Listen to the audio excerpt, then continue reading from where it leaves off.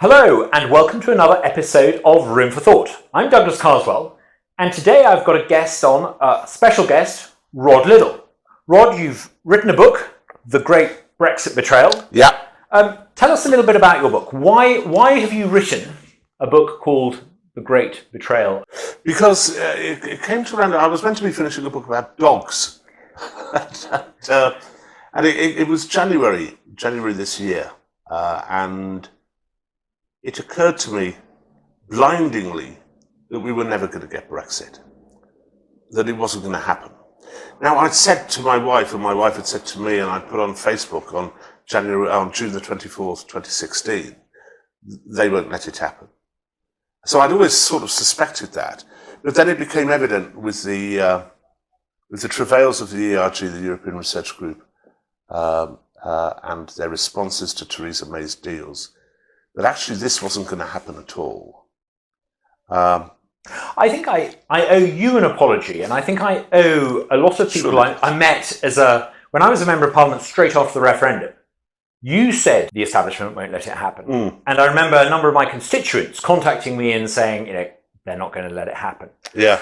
And I think I owe you an apology because I think certainly my constituents, my response was, "Oh, don't be ridiculous. This is Britain. This is Britain. Britain. Of course it will happen." Yes. And I'm genuinely stunned. And I've had my faith in the people who run this country and the institutions and what you might call the British state really profoundly shaken, actually. Well, no, me too. And in fact, if we don't leave the European Union, I will be disappointed in that.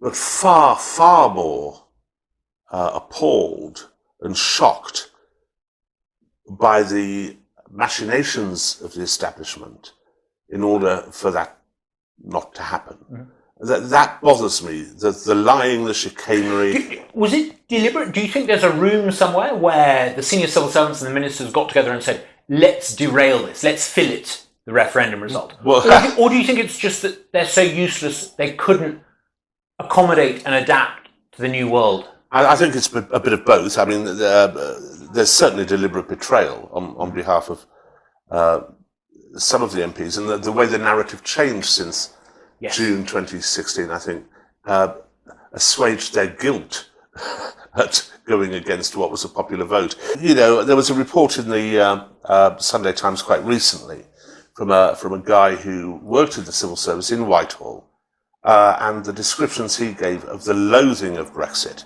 but not merely the loathing of Brexit, the determination on behalf of all of his colleagues, this unanimity, to undermine it at every possible juncture. So the civil service is in there, along with the BBC, obviously. And it's not just Parliament. Obviously, the maths were against Brexit, which suggests, or would suggest to me... The maths of MPs. The maths of MPs, yeah. That on the issue of Brexit, but also on the issue of many, many other subjects. I want to come on to talk about that in a second, but you talked about an attempt to try to change a narrative, an attempt to try to... I thought that there was a very clear question in the referendum. Are we going to remain in the European Union or leave? Yes. Three things have happened since then. First of all, this whole idea of a deal. Yes, this and soft and hard. Yeah, and soft and hard. And it's almost as if there's been an attempt to try to say that actually leaving can be interpreted in a multiplicity of ways. Yes, that's right. That's right. And you've actually heard people say, what kind of Brexit do you want? Yes, well, this is what I'm asked all the time. What kind of Brexit do you want? Well, I want to leave the European Union. What kind of independence does Australia have? What kind of independence does Japan have? I want to leave the European Union. I would have preferred it, if we had gone into negotiations as soon as the referendum had taken place and said, we will leave with no deal. We will happily do that. You're our friends, you're our partners. It would be nice to come to some sort of accommodation and you can forget the money until we've sorted all that out. But that didn't happen. When you ask now, what do I want as a Brexit deal? There was a time, Douglas, and forgive me for this, back in February this year, when I was inclined to have supported May's deal, because I understood, as I think the ERGers really didn't, is that it wasn't a question of May's deal or no deal, I would have been with no deal, obviously. It's a question of May's deal or no Brexit, which is what I always thought it was going to be, and where I think the ERGs were led down the slippery slope. But the narrative change, you're right. What sort of Brexit is it going to be? Is it going to be hard or soft as well? That came in. There's also a blatant attempt to rewrite history. I mean, during the referendum, I was one of the co-founders of the Leave campaign. The Leave campaign was absolutely unequivocal. A vote to leave meant leaving the customs union. That's right. The Remain side agreed with us. Yes, that's right. And yet, that's right. Suddenly people said, oh, leaving the European Union is not quite the same as leaving the customs union. Let's stay in the customs union. But of course it is. As is, the European Court of Justice. Yeah. We want to be free of all of it. We don't want to be free of bits of it. And there was a good case, I think, made by the Remainers, such as Matthew Paris, which was, well, hang on, if you accept this deal, you're worse off in all possible worlds than you would have been if you'd even remained in the European Union.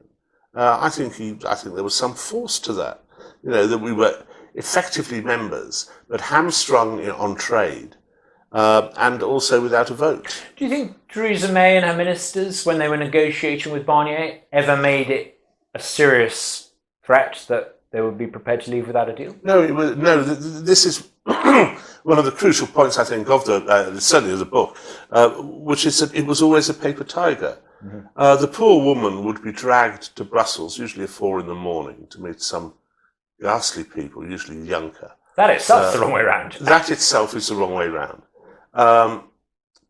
And would have. It's rather like the Geoffrey Howe quote, that the Foreign Secretary has been sent into bat and found his bat has been broken. That's exactly what happened to May. However inept she may have been in other areas, she would go to Brussels and say, well, there is every prospect of a no deal, whilst back at home Philip Hammond was saying there is no prospect whatsoever of a no deal. I also wonder if there were back channels, official to official conversations, where the civil servants were basically saying, guys, let's choreograph this.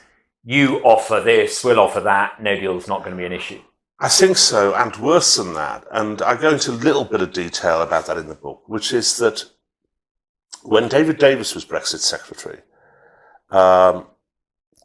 he would go in on the big issues, on the broad sweep, on the generality, and to a greater degree, so would Barnier.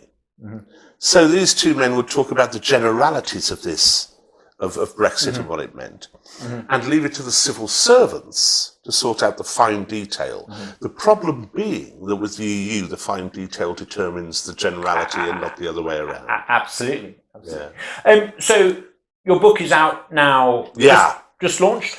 Just launched today, yes. Fantastic. Yes. So number 52 in the Amazon bestseller list. I mean, well, if it gets into the top 10 or becomes the bestseller, I think it'll largely be down to this show. It will be, entirely, Douglas, entirely. So fantastic. And who's it published by? Little Brown. Oh, fantastic. Yeah. Good. Constable via Little Brown. Fantastic. Yeah. Now, you went on to a TV show recently. An establishment broadcaster, the BBC, invited you. Presumably they phoned up and said, would you come on and talk about your book? Yes, that's exactly it. I mean, I think this is incredibly important because whether people and viewers agree with you or disagree with you, this is a serious attempt to try to explain why we are where we are. Yes. And what happened in that interview? It's hilarious, but not unexpected. I mean, you will have done BBC interviews before.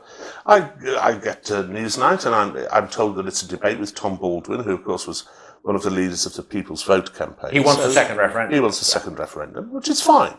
I have no problem discussing this with Tom Baldwin.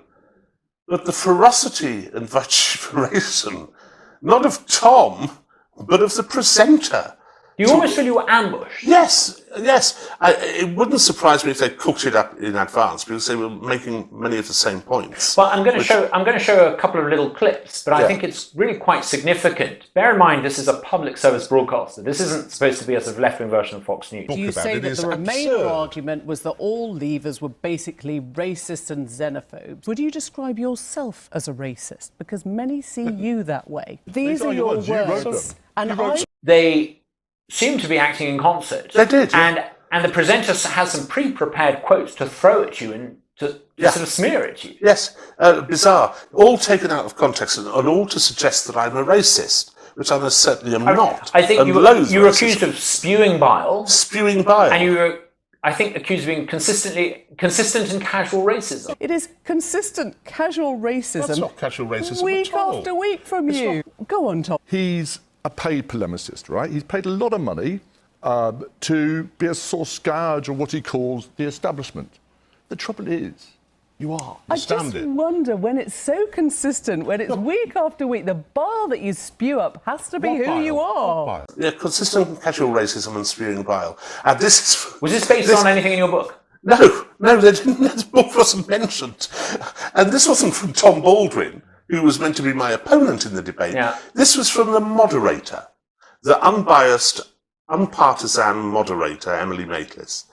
And I have to say, I mean, I found it a surreal experience, even compared to being on Channel 4 News, where something similar took place when my last book was out. So I am getting used to this. They usually have some little sort of round-up puff adder, sort of spitting venom. That's no way to describe Mr. Snow. Sorry about that, yes. But the surreal nature of it, I mean, after it, I had literally, more than 100 people contact me and say they were writing to the BBC. And this included a large number of Remainers who said, look, I don't agree with you about Brexit, but this is just appalling. That's not a way to discuss an issue. Why can't the BBC facilitate proper, enlightening discussions about things like our failure to leave the EU? Why do you think it is that... Do you think that they are so biased that they just don't see it? Yes. Or do you think they know they're biased, they know they're sort of Guardian news to TV, but they just don't care? No, they don't know that.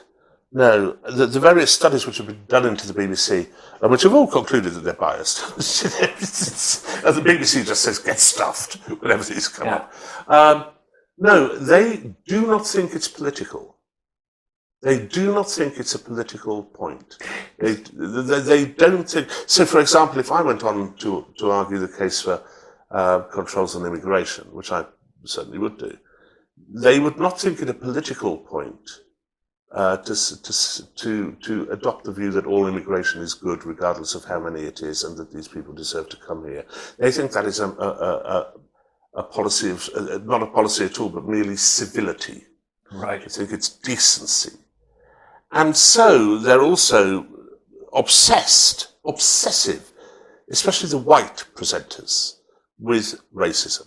They are absolutely obsessed with it. Everything is interpreted through the prism of identity. Through the prism of identity, and particularly race. And it is impossible to get beyond that.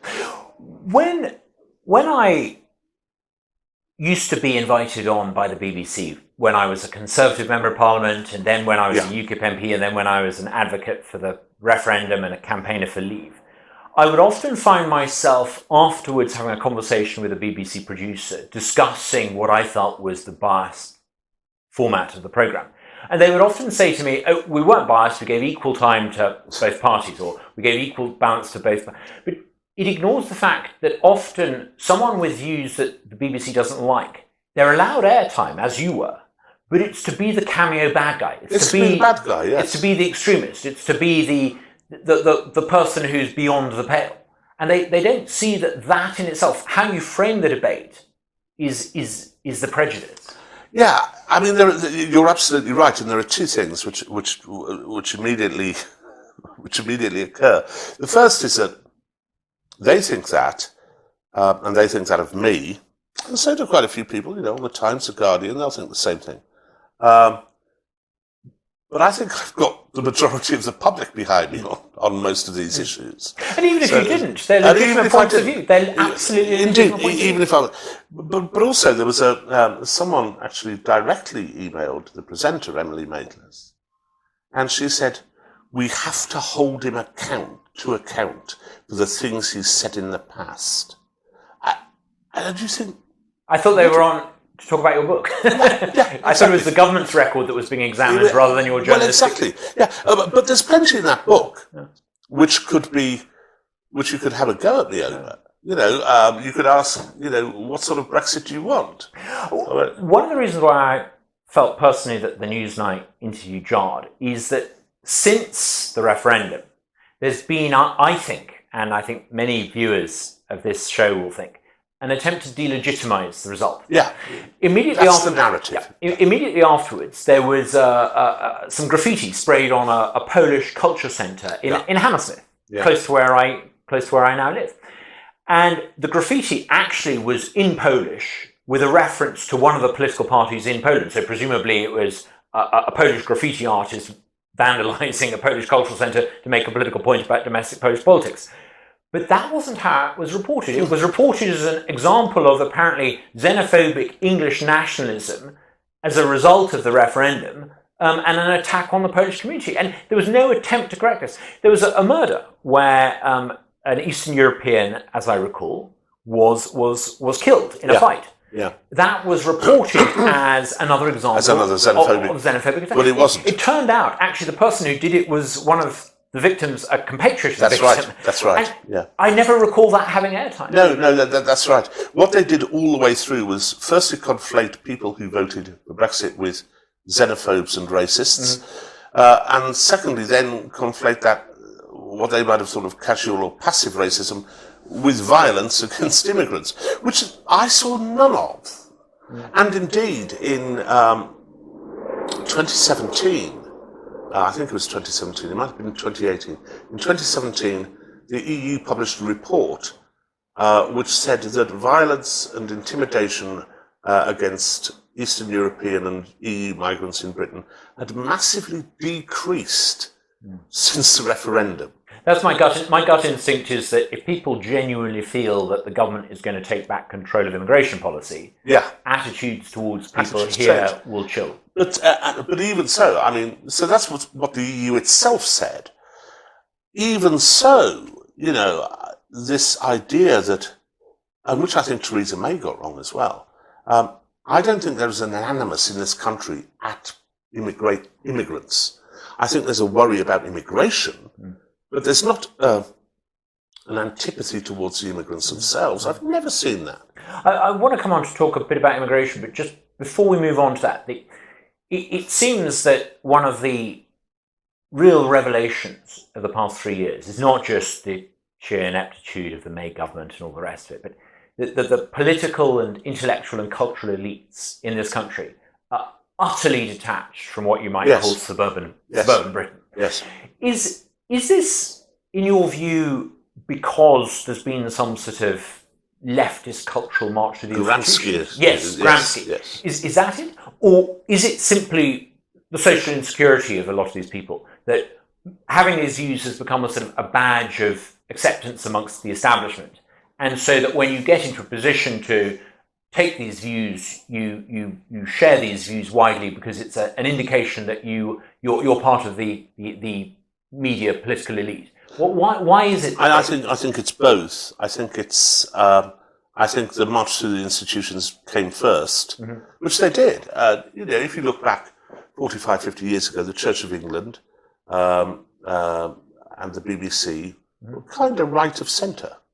The establishment was right of centre. Certainly the left used to regard the Church of England, the judiciary, all Tory these party affair and all that. The upper echelons of the police as centre. That's certainly the police. And to a lesser degree academia, there's been a few studies which say that back in the 70s, academics were only 63% on the left. Now it's only 63. Only 60, now it's 99 or whatever it is. So, but elites change. And our elites changed beginning in the 1980s. Hard to put a finger on when it first changed. I think when I was told as a journalist by the Commission for Human Rights and Equality, or as it was called at the time, I think it was called the Campaign for Racial Equality, the Chinese people must be referred to as being black in copy because they were objectively politically black. Has this been discussed with anyone of Chinese? I mentioned it to people of Chinese already. They didn't like it terribly much, I have to say. But you began to see it then, and all the way through the 80s, and certainly accelerated in the 90s. with the debates over Clause 28 and so on. And then what happens in the end of it? At the end of it is that, as you say, it becomes almost like a passkey to that club of the elite, that you have to sign up to that. If you wish to win the Orwell Prize, for example, the great irony, you have to sign up to this. If you wish to serve on a quango, you have to sign up to this. And it's such a small number of people who do it. I invented a game which you can play at Christmas with your friends and family if you wish. It's called 7 Degrees of Shami Chakrabarti. Sounds riveting. It is riveting. But you just pick a quango and you will be able to get to Shami from that quango very, very quickly indeed. About 10 or 15 years ago, I wrote a book with a group of young conservatives, and we called it Direct Democracy. And it was to address exactly this problem. We noticed that the institutions of the state were far to the left. Yeah. And we thought that the tactic for reversing the Gramsci takeover was direct democracy. So we published a book called Direct Democracy, an agenda for a new model party. And we thought that if you had directly elected chief constables running the police, you would have a shift in the priorities of the police back towards the views of ordinary people. We thought that recall and open primaries to recalibrate the priorities of the political classes. We thought that referendums to recalibrate the priorities of the Foreign Office, the Cabinet Office. What were you going to do with the teachers? Well, this is it. Very simple. To give every parent in the country a legal right to request and receive control over their child's share of local authority funding.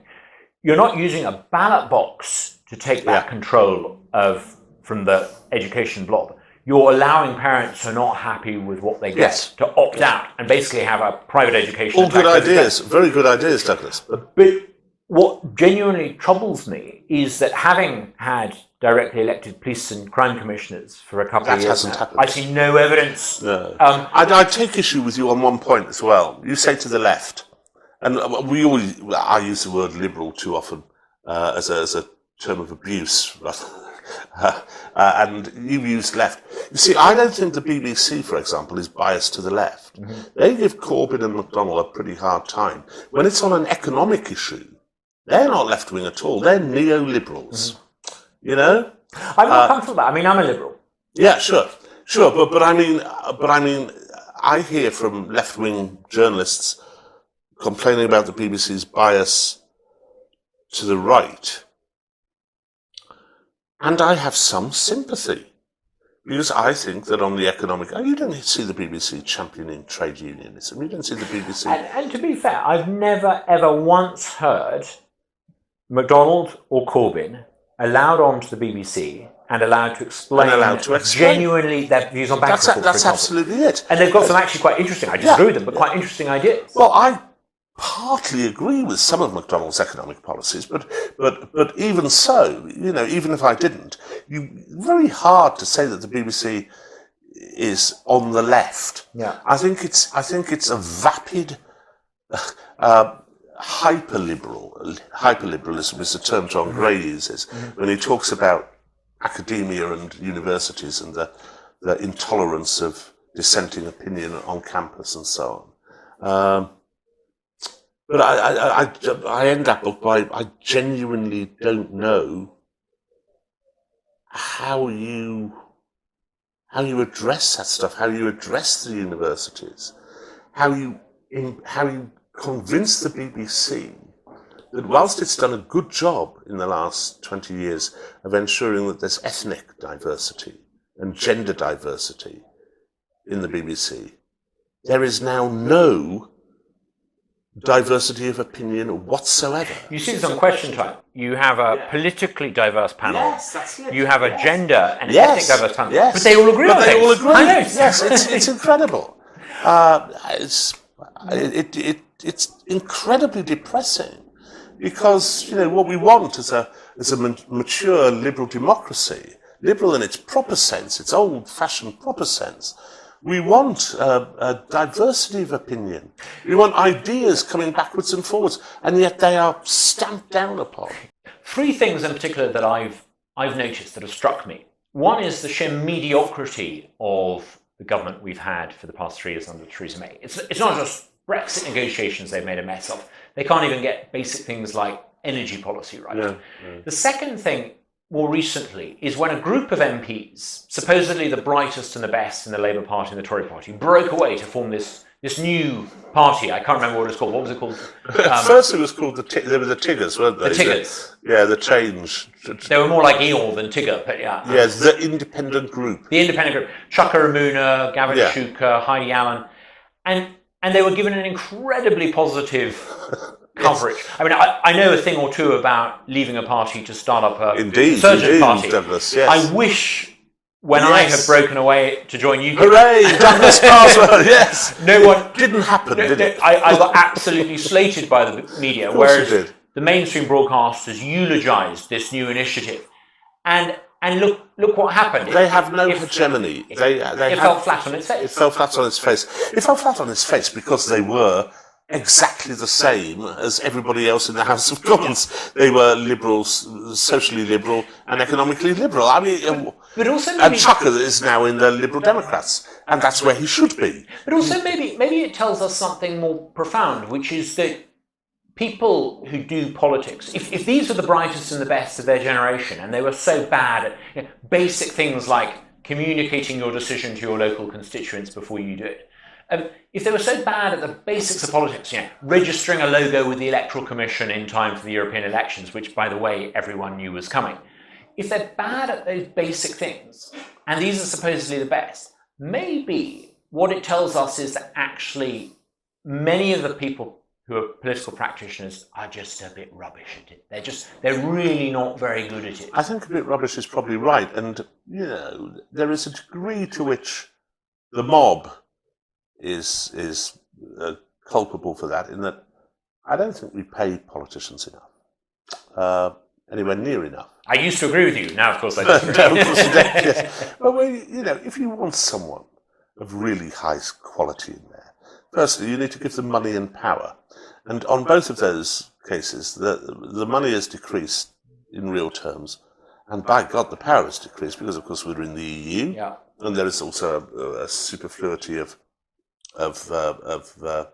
councils and whatever below. But also, of course, increasingly people are seeing that politics is not the decider of the big political issues. Yeah. It's global economics. And I'll be really candid with you. I bumped into a former colleague who stood in the House of Commons, and they were talking to me about being an MP, and I was saying what I missed and what I didn't miss, and they were telling me what they liked and didn't like about the role.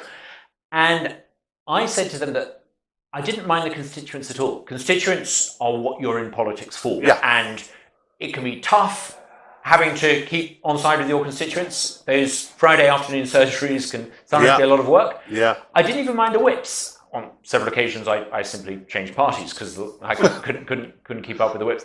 But the one thing that I found really, really awful about the job by the end was IPSA, the Independent Parliamentary Standards Authority. I found that I was constantly having to put aside maybe as much as a day a week to fill in the most ridiculous expense system. And I knew that if I made a mistake once, I risked being on the front page of the newspaper. And you would be. And if they made a mistake, they got away with it scot-free. And I'm sure that's true. I'm sure that's true. And I'm sure it's one of the things which puts people off becoming politicians, and also persuades other politicians that they should not have anything to do with it. I mean, I've been in the game for the last few months of trying to persuade former politicians, largely Labour Party politicians, to come over to the bright side of the Social Democrats. So tell me about this. You've joined the Social Democrats. Yes, I will tell you about that. But when I mentioned it, I don't want anything more to do with politics. It fills me with I would vomit if I had to do any of that anymore. I agree with your party's policies. They're great. Good luck. The price of this mediocrity, though, it means that on so many topics, there should have been a real shift. Take the issue of immigration. Yeah. We still hear 10, 15 years after I think it was first declared that the government would try and reduce net immigration to below 100,000. Yeah. It's no nearer doing it now than it was a decade ago. You still, in the run-up to elections, hear politicians saying a points-based Australian-type system. It sounds good. Yeah. It never happens. It never happens. At the same time, you never hear a proper, intelligent discussion about immigration. take for example the phrase cultural compatibility. I think if we're going to have an honest conversation about how many people... Don't go there. Why not? Don't go there. I tried to go there, just vilified to hell. But you can't... As soon as you start talking about cultural compatibility, you are but you can't, racist. But you can't pretend that all cultures are the same. Yes, you can. You can't pretend... You can't... No, a credible person... No, this is where you've got it wrong. All cultures are not the same, but but the white culture is inferior. The indigenous culture is inferior, and we are being enriched by the cultures which are coming in, and you will not argue about that. But hang on, if someone comes here from a very traditional, rural, small c conservative farming community, they're likely to have attitudes perhaps towards women, towards equal treatment, towards participation in the labour market, towards that are very different to someone coming here from... You mustn't go there. You mustn't go there. We need to have this conversation. Yeah, but we can't. I try, and indeed, it was that very issue I was talking about on Newsnight, which was the Peterborough by-election, where, beyond all doubt, in my view, from having looked at the evidence, there was voter fraud centred around the Pakistani community. But as soon as you mention that it's the Pakistani community, you can talk about voter fraud, but you mustn't mention that it's the Pakistani community. But that's central to it, because an awful lot of that community doesn't speak English, or doesn't speak English very well, or isn't allowed for various reasons to vote. And it's how the community leaders work. It's a Rotherham thing. But if you're not allowed to articulate new ideas, bad ideas persist. New ideas never get discussed. Yeah. So you have an immigration system that can't take into account the fact that people from the second and third generation families of some people arriving in the UK now may find it easier to assimilate and integrate than others. And it seems bizarre that we can't have that conversation. You can't have that conversation any more than, even the simple question of, the areas of the East Lancashire and West Yorkshire mill towns, which have been changed beyond recognition from what they were. You can't complain that the pubs have gone. You can't complain that the playing fields have been paved over. Because it's seen as having a go at the Muslim community which has moved in, and it's even the simple things. You look at Boston in Lincolnshire. The problem there was largely a cultural one, that the locals didn't like the feeling of their town being taken over. Most normal people would kind of get that, but it's taboo. It's not something you can talk about. Taking over, swamping us, racist. One thing I find really, really odd, and maybe I'm showing my own migrant background here, is when I listen to people criticising Western culture and Western values. I mean, I grew up outside the West. I grew up in a country in Central Africa run by a strong man where the ruler... Where the hell was that? Uganda. Oh, congratulations. Beautiful part of the world. Yes, doing rather well. Economy growing very well. I went there with Boris Johnson once. Oh, really? Yes. Any stories you want to share with us? Yes, no, absolutely. I travelled through Uganda and southern Sudan with Boris in the back of a UNICEF van. Just the two of you? Just the two of us, and he sang "Money for Nothing and Your Chicks for Free" throughout the entire sort of 8 hours. He had a Dire Straits song stuck in his mind. But the reason they took us is because we were doubting of the efficacy of UN aid. And you're ahead of your time on that.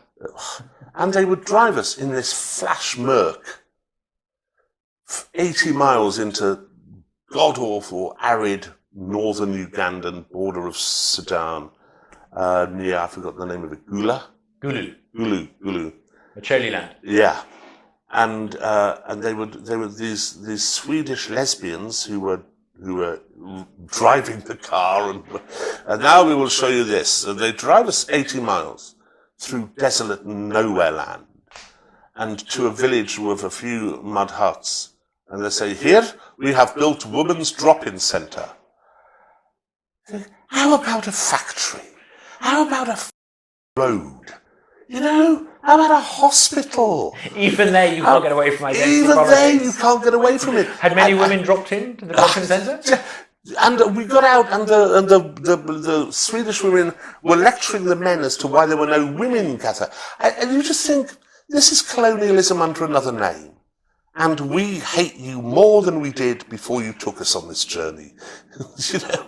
Anyway, that was a diversion into Uganda. Well, I'm always very, very keen to talk about Uganda. I love the place, and but one thing that I think growing up outside the West means is that I recognise that Western values are the best values. They really are. There's a reason why the world wants to come and live in Western countries. Yes. But why would you want to come and live in a Western country and then make it your own country that you've just come from? That's what I never get. It's the fault of surely people in the West who have so little knowledge of the world, who think of themselves as worldly wise, because they probably did an MBA at a university full of people like themselves, who've spent a bit of time going around the world from airport lounge to five-star hotel, who think that that gives them an understanding of global culture, and who have such a little appreciation of what it is about the West that's truly exceptional,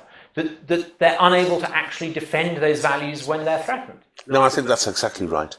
And it's another example of the bubble in which a lot of these people live. But there is also, and the thing we ought to criticise them for is for when, Ilhad Omar comes to the United States from Somalia, and day after day castigates the USA. I think probably Donald Trump was speaking for quite a few Americans when he said, look, go back to Somalia, see if you can sort that out first, and then come back and tell us how you've got on. It is bizarre that, having been brought up in this liberal tradition, in this democratic, largely secular but also Judeo-Christian tradition, we should now wish to give it away. I mean, it's depressing as well. But there's a historic precedent of a great civilization with a sense of civic responsibility and ownership, which allowed in large numbers of people, stopped insisting upon them sharing those civic values, which then found itself weakened to the point where it could reign. Well, we will be. And if you allow large numbers of people to settle in a country and you insist on integration, you become very successful like the United States. Yes, exactly. If you stop insisting on that, you become like Rome in 400 That's AD. exactly right. Exactly right. And I look at some of the images. But you mustn't. But to understand, you can't do that because you cannot. It is white supremacist to suggest that your values, your cultural values, are superior to those which are being imported. But I read Gibbon not that long ago, for the third or fourth time, and he was describing the Danube in, I think, the 370, 380. And I happened to look up and watch scenes of the mass movement of people across the Mediterranean. And undoubtedly, I think we need to be able to have an honest conversation about what the implications are of European states not wanting to control their borders. And the population of Uganda and Kenya and Tanzania is going to rocket. According to some projections, there will be more people living in the capital of Tanzania, Dar es Salaam. Uganda particularly. Indeed. By the CAR. A phenomenal increase in population. Now, people say, okay, Africa's growing, and it is growing. But per capita GDP by 2050 may be $5, $8, maybe even $10,000 a year. You're still going to be a lot better off if you come and live in the West. That's right. And indeed, as you get richer in Africa, you're going to be able to afford to travel more. So we need to have a serious conversation. If you go to, as I have, and you might have done, to China, or if you go to Japan, or you go to many countries around the world, the idea that you can just sort of pitch up and stay there is absurd. It's absurd. We need to have this conversation. Well, yes, except it's a non sequitur, because I think there is a respectable intellectual case for no borders. I can see that. I can see the case. I don't agree with it, But I can see that there's a respectable intellectual case. What there isn't a respectable intellectual case for is what we have, which is people who say, whoever ships up on a raft should be allowed in. We should allow in people because they're suffering in Calais. We should allow in this piecemeal approach, which is kind of saying we should have no borders, but would not dare say it because they know the consequences that would mean. It's deceitful and dishonest. I mean, my family lived in Uganda for best part of 2 decades, maybe slightly more, and at the end of that time, I had absolutely no legal right to claim residency there whatsoever, and quite rightly, I shouldn't. I just think that a lot of Western policies on migration and on people's rights to claim residency are based on a world that doesn't exist. No, it's deluded. But the entire modern liberal, I use the word liberal, and again, many people, I don't mean Gladstone, I don't mean Adam Smith. The entire liberal edifice is built on contradictions. You pick up one, it all comes apart. You can see right now in Birmingham with the protests over the schools. This is where a group of mainly Muslim parents, maybe exclusively Muslim parents? Yeah, not exclusively, but largely. Now, I'm entirely with the Muslims on that one. Are you? Yeah, absolutely. Absolutely. I'm slightly with the school. No. You teach about sex education after the age of 11. Leave the poor... I think primary school kids can get away without knowing about transgenderism. Isn't there a really straightforward answer to this? If you don't like what that school teaches, you should be able to send your kids to another school. No, because, it's the local school, and most people send their kids to the local school. But, one can be poisoned by choice in this world, Douglas. Well, why not give the parents choice? Well, okay, but my point about this was that the Liberals simply don't know what way to turn. Yeah, I read Douglas Murray. Recently, Douglas is very good on this, quoting some statistics about opinion poll attitudes towards gay people amongst British Muslims, and it was quite frightening. I mean, there may be some methodological issues to do with that. It may be that if you ask a certain question a certain way, you get a certain answer. But it seems to me that there's a sort of an alarming intolerance. Islam doesn't like homosexuality. It's very straightforward. But let's be fair. 50 years ago, there were an awful lot of Tory MPs and Catholic clergymen and Anglican clergymen who didn't. They wouldn't shove you off the top of a building, mate. No, but to be fair, no one in the UK is doing that, are they? No, they're not. But they are across the Islamic world. I mean, yes, we had sentences for homosexuality, but yes, of course, we were prejudiced. Of course, it was a different time. It is nothing to the loathing which Islam has for homosexuality. Now, you've been incredibly generous with your time, and I want to finish on a positive note. So can we talk about Boris? There aren't any. Can we talk about Boris? You see, I'm not sure that's a positive note. Is it not? Why not? What's your take on our new Prime Minister to be? I think Boris is charming, funny, clever, to a point. I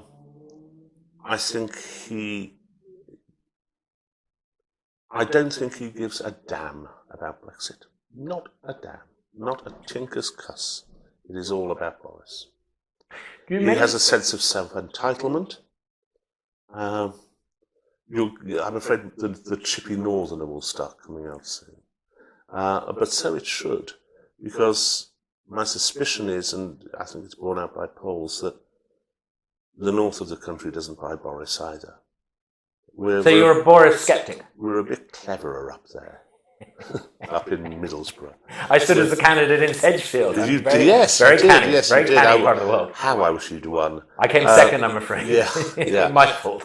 It's look, I think there are things to be gained from Boris. Chutzpah, positivity, and those things sound shallow, and in a way they are shallow, but they're also very important. Barack Obama got through the first 4 years largely on chutzpah and personality and a change of tone. And I think the country is looking for a change of tone. If you're looking for substance and a firm commitment to principle, I would suggest you look away from Boris a little, frankly. Now, final question, back to your book. Yeah. The Great Betrayal. How do you see it ending? Do you think we're going to leave? I think it's all down to percentages. I think there is a 0% chance we will leave with no deal, or 1% perhaps. So I'm in tandem with the Prime Minister on that, or the new Prime Minister.